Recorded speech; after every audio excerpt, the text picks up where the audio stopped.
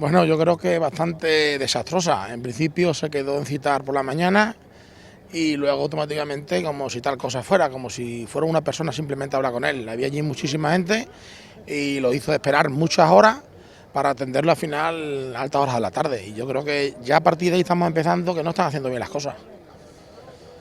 ¿Los resultados?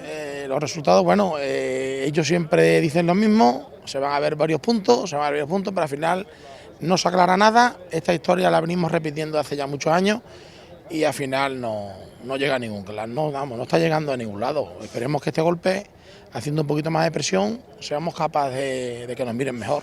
Insuficiente creo que ninguna, porque es que no, de momento no tenemos contestación ninguna. Ellos dicen que se van a tomar alguna serie de medidas, pero bueno, eso dicen, como nos han dicho otras veces.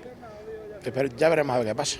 Los agricultores estamos acostumbrados a grandes batallas en nuestro campo día a día y esta es una más de las que nos encontramos a diario.